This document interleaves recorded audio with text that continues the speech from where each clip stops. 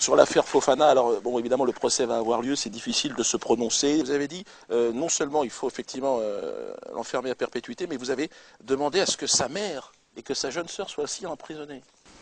Écoutez, moi je pense que la maman de Fofana, je vais peut-être choquer, mais je pense que la maman de Fofana aurait dû prendre du ferme. Comment a-t-elle pu mettre au monde un tel monstre? Elle a donné, son ventre a porté la bête immonde. Quelque part le raisonnement est juste.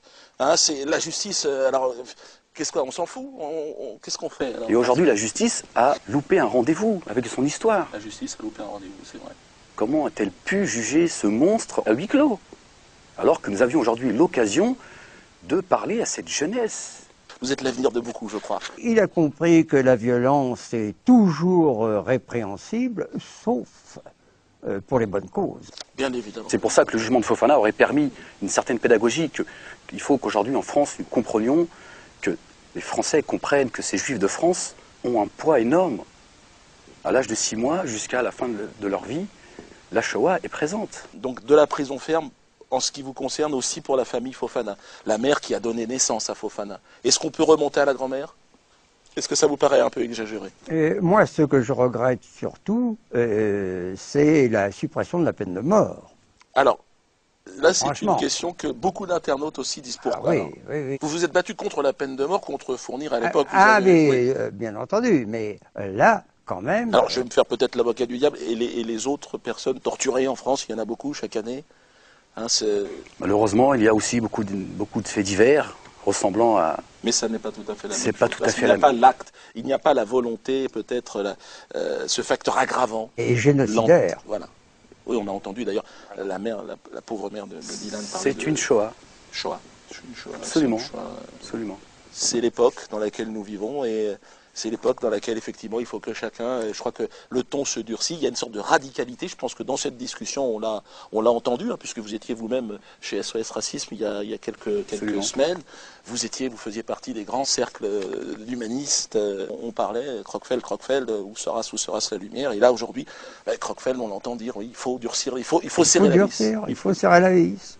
Mais où est l'homme de gauche? Où est l'homme des sacs de riz en Afrique alors là, Ce sont les circonstances qui nous imposent cela. Et c'est ce qu'il y a de terrible. C'est qu'on a fait de nous des gens qui finissent par préconiser la répression et je dirais même la violence justifiée. Peut-on parler de violence à Gaza? C'est une violence quand même très relative, n'est-ce pas?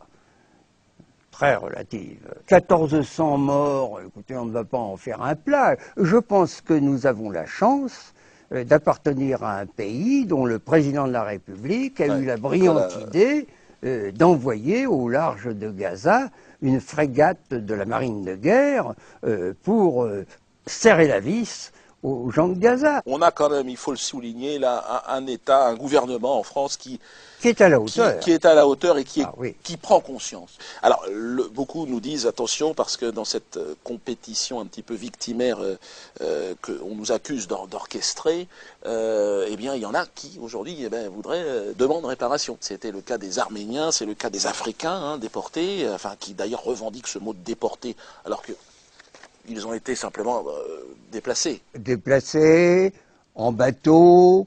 Dans des conditions qui n'étaient pas d'ailleurs pas si terribles que ça. De temps en temps, bon, on jetait à la mer quelques négrillons, quelques négrillonnes. Oui. Il faut bien nourrir les requins quand même, pas de quoi en faire toute une histoire. Bien sûr, mais ils demandent aujourd'hui réparation. Il y a des mouvements aux États-Unis. Alors, la famille Rothschild est inquiétée. On a vu, il semblerait, des rumeurs nauséabondes, obscènes, fascistes et haineuses prétendent que la famille Rothschild se serait enrichie sur le commerce triangulaire de manière spectaculaire. Alors là, on est tous, évidemment, on est là, on ne sait plus jusqu'où ira le mensonge, jusqu'où la haine. Accuser les Rothschild.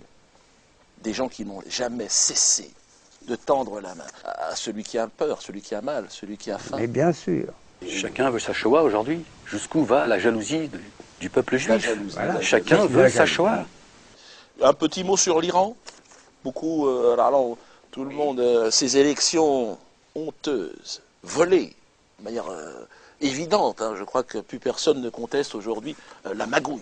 La magouille. Supercherie. La supercherie. Alors, Comment se fait-il? On ne peut pas intervenir en Iran, on ne peut rien faire là-bas. Alors moi, On doit laisser faire, on doit laisser la haine s'installer. c'est tellement évident qu'on s'est passé de toute preuve. On ne nous a fourni aucune preuve, mais on n'en a pas besoin.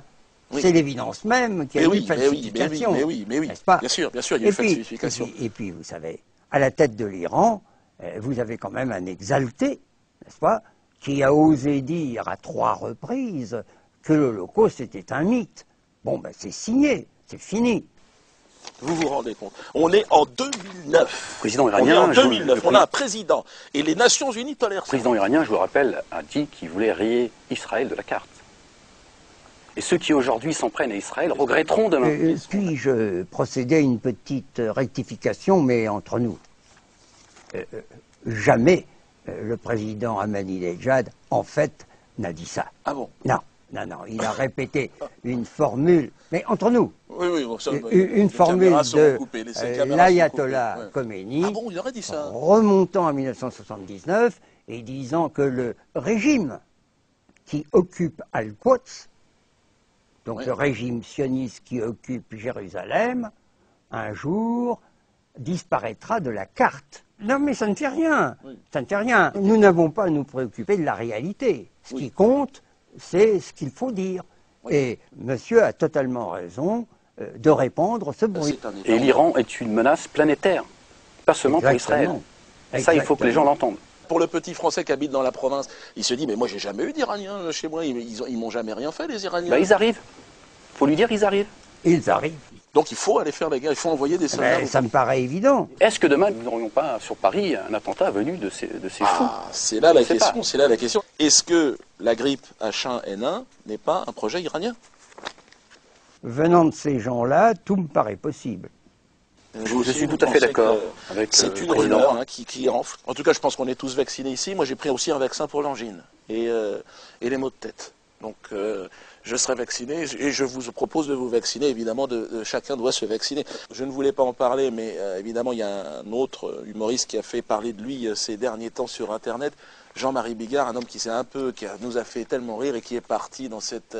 Alors, est-ce qu'on doit en parler? Est-ce que c'est lui faire de la publicité? Peut-on, comme il l'a fait, remettre en cause de manière aussi brutale, aussi vulgaire et tragique, attentat holocaustique, j'ai envie de dire, du 11 septembre? Vous savez, Jean-Marie Bigard, il est marqué par ses origines. Quand on croit à ce point à Jésus-Christ et à toutes ces histoires... Je crois qu'il est perdu, effectivement. L'homme est perdu. Il est perdu, l'homme est perdu. Il Il a perdu ses repères. Il a perdu ses repères, voilà. Un petit mot sur Madoff, je sais que vous avez perdu beaucoup d'argent. Je ne comprends pas pourquoi il s'en est pris à nous. Il pouvait très bien prendre ailleurs. Continuez à faire ce qu'il Alors, faisait depuis toujours. Je crois qu'on arrive à la fin. Quelque chose à rajouter? Je préfère m'entendre le professeur. Nous, la Ligue de défense juive, c'est sur le terrain. Je crois qu'on l'a bien compris. Sur le terrain, avec des matraques. Avec ce des qu'il casques, faut, et on est toujours, préparé et formé pour à ça. un contre un. Toujours à un contre un. Je crois que c'est aussi le code d'honneur. C'est cet esprit un peu chevaleresque que l'on retrouve aussi dans Tsahal, cet esprit de j'irai me battre face à face. Nous sommes là, mais personne. Voilà. Et ça, je crois que c'est aussi tout l'honneur. Nous sommes présents sans que personne ne nous voit. Voilà. Faurisson, Dieudonné et bien d'autres ont une chose en commun, c'est qu'ils ne nous ont pas vu arriver. Ouais. Voilà. Ouais. Effectivement, vous avez raison. Et je crois que l'histoire ne se déroulera pas comme ils l'ont entendu. Je crois que nous avons cette fois-ci bien compris et nous sommes prêts en tout cas à repousser la bête infâme, la bête immonde, le racisme, le fascisme. Merci et à bientôt. Merci. Bon, c'était pas mal.